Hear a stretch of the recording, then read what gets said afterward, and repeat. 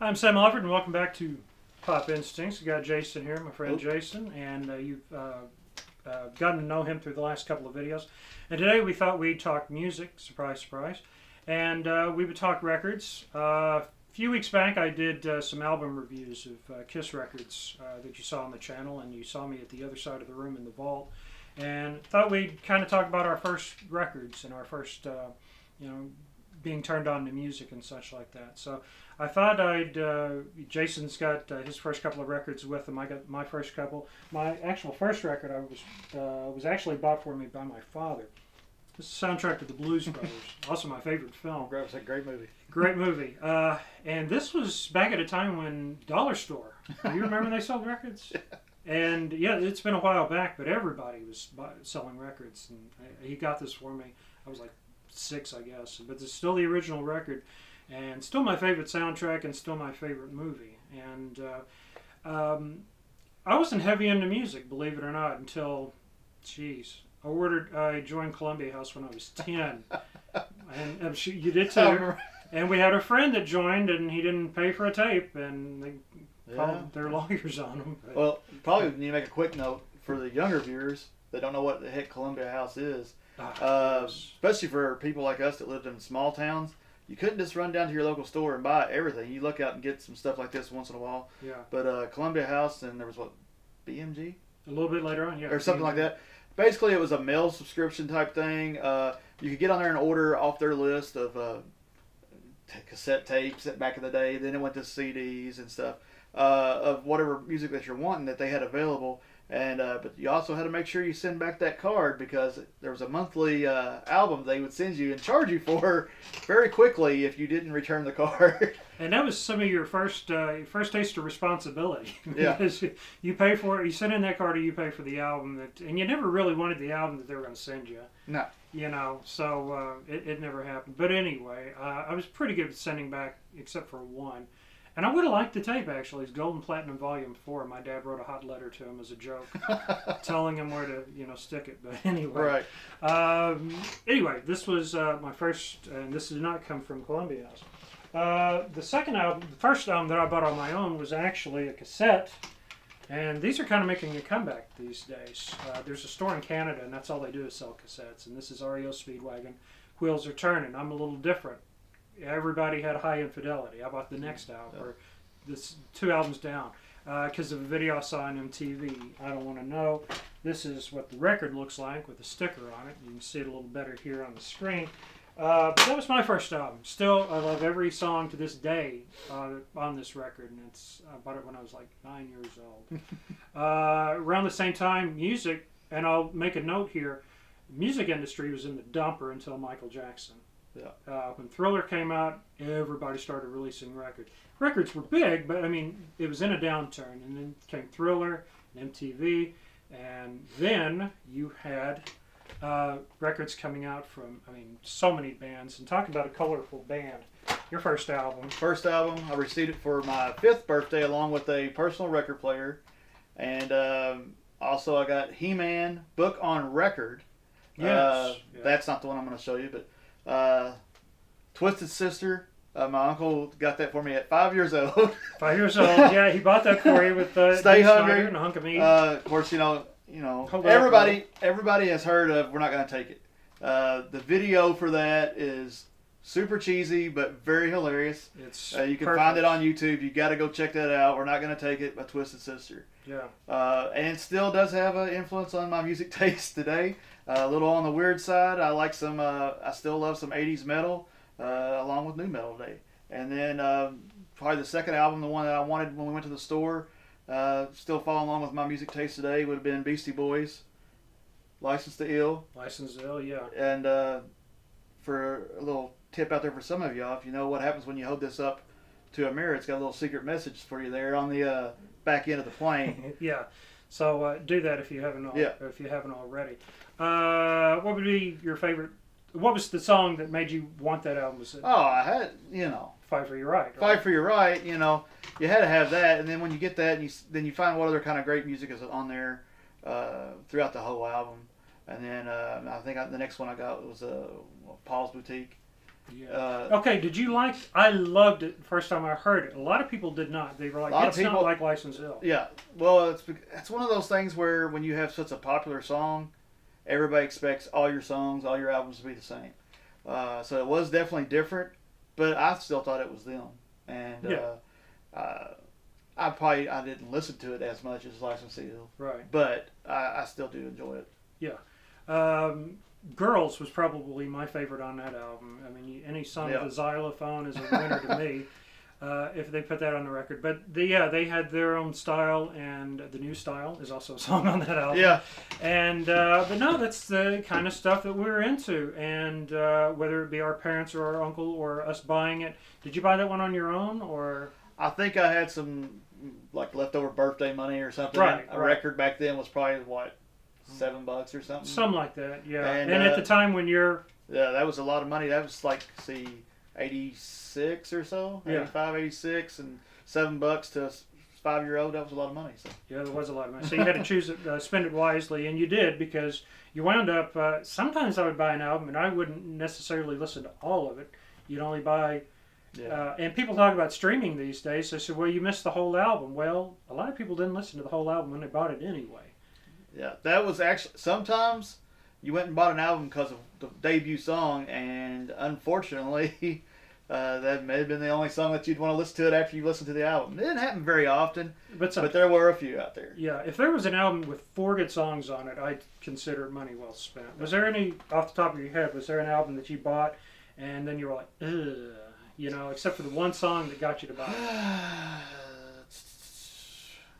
I'm trying to think off the top of my head. It would have been a lot later, probably into the days of CDs, before I was really maybe disappointed. I think it was like Biohazard. Really? Had the one video basically on MTV. I thought they was a pretty rocking band, and that one song, I can't even remember the name of it right now. Actually, the song was still pretty hard hitting, but then the rest of the album was kind of like I might listen to it while I'm mowing the yard or something, but that's about it. Do you, with streaming these days, I asked a friend of mine the other day, I said, you bought the album, you only listened to 2 songs. With streaming, are you inclined to listen to it because it's even easier now? Have you gone back and listened to some albums that were streaming, or do you still only save the ones you want and don't mess with the rest of it? Well, I don't know. I kind of even like the kids even make fun of me because I don't get the extra, so you don't get the commercials or whatever, but I still like getting on Spotify and a couple of other places. And just type in a certain artist I feel like listening to that day, and let's listen to their random selection of songs. And every now and then I'll hear one and I'll be like, oh yeah, I actually even forgot that maybe they sung that song, you know. Right. And so because most of the time it pulls from quite a few different albums. Yeah. And so I think that's a good side of streaming. I think some of the other really is lackluster. I know there's some albums out there that they only made videos for like 2 or 3 songs on the. Well, go to Metallica's Black Album. I mean, they made 5 videos off of that album, probably. I think so, yeah. But like, is there a bad song on that album? Really? I mean, I would say no. Right. And so, if you only was streaming the ones you'd seen the video for or whatever else, would you have ever heard some of those other songs on there? So sometimes I think that's kind of a bad part of the streaming industry. And sometimes you're compelled, and sometimes you're not. I guess it depends on how big of a fan you are, but like the Black Album, and sometimes I would look at song titles and I was like, well, that sounds like it'd be a good one. Yeah. That sounds like it'd be.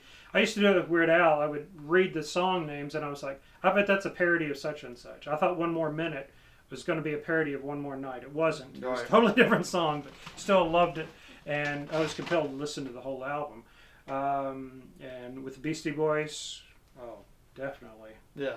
Well, and even back in the day of cassettes, I mean, you'd have to fast forward. You'd have to fast forward, rewind, flip over, but a lot of times you was always looking forward to after you finish that A side, because 90% of the time that first song on the B side was something that they put that there for a reason to start you off on that other side. Yeah. And you may not have seen a video for it or whatever, or even heard of it yet. But typically that was a good song, so you kind of look forward to getting to that B side. Yeah, and then sometimes you'd be like, man, I wish they made a video for this song, whatever it was, on the album. And we were just a little. I have an 8-track player, but it had to be even tougher. you know, to wait for a song to come back around again, you Yeah. know, with an 8-track. So it was a totally different thing. And in a way, whatever you grew up with, whether it was cassette, 8-track, record, you kind of miss it. And I like the convenience of streaming and MP3s. Well, MP3s are, Yeah. you know, who does that anymore? Right. Another oddity, though, is I'm getting a lot of Facebook ads for CDRs. And I was like, what? Why? Who's buying those these days? Yeah. But I'm outdated, but I mean, come on, I go back further than that. You Yeah. know? But yeah, what would be your favorite format? Do you like records? You don't have a record player now, or do you? Or Yes, I do have a record player. I like it. I tend to play records when I'm wanting to relax a little bit more. It seems like I'm chilling, hanging out in the bedroom. That's where the record player is. Streaming, cleaning house, doing, listening to stuff on eBay. I get tired of listening to something. I need something to pep me up a little bit. I'll just tap an artist or whatever that I like at the time. So that would be that. I would still. I mean, my car doesn't have a CD player, but if I still had a CD player, and I can remember having those huge albums full of like hundreds of CDs. oh yeah, And you'd be driving down the road, flipping through the album while you're driving, Yeah. looking for that one CD so you can listen to 2 songs on it and flip to another one. I mean, I kind of miss those days. I mean, be able to have it with you, kind of a hard copy. And that was kind of an on-demand thing. You could pick what song you wanted off of that. And that was, to me, that was probably the best genre because you could just pick it, at home on the road, like you said, with 8-tracks or cassettes. You did finally get some of the cassette players that would let you fast forward by song. It would let you did that push button. I forgot about so that. but you still had like if you wanted the 6th song, you had to hop that thing 5 times before you finally got to that song. And then if you wanted to hear it a second time, then of course you had to rewind and do it again. But, And you had sides back then. You don't have a side B anymore with CDs or streaming. You figure about halfway through, and there you are. And now there's so many bonus tracks and things that they add on too. So. That you didn't get back in the day, but sometimes there's a reason that those songs weren't on the album to begin with. Yeah, I do like every now and then you get that album or like a CD or whatever, especially on a CD. They start doing a few of them, what they would call a secret song, or it wouldn't even be listed on the album nowhere. But when you get to the end of the CD, if you let that last song play out, then it would start counting down to something. And I know I had Green Day had one, and Danzig, Nirvana, had one. Yeah, Tool. Yep. Which wasn't too much of a song. It was more instrumental. But Yeah, or This Is Necessary or something Yeah, like that. I like that. Stone Temple Pilots. Anyway, that was a cool thing that they could do. And, now with streaming, people are doing a lot of different things as well. And there's always going to be somebody innovating or doing something innovating. And it's all on what you grew up with. And I think we grew up during a pretty cool time. REO Speedwagon, Twisted Sister, and Beastie Boys. And the Blues Brothers. Yeah. And even the grunge era through the 90s, that was a big influence with me and metal.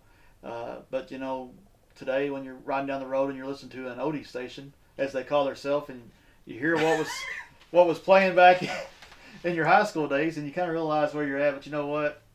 That's all right. So. It's all right. Yeah. So anyway, thanks for. Hey, if you want to comment, tell us about your first album or what got you into music, or how big of a music fan you are, or whatever the case may be. And of course, check out our links. We'll have those at the bottom of the YouTube channel page as well. Till next time, I'm Sam and Jason. we'll And don't forget to check out Twisted Sister. That's if right. you've never seen them. Watch the video. I Want to Rock too. Yeah, definitely. Yeah. That's a great one too. Yeah. All right. Sorry. So, yeah. So we'll see you.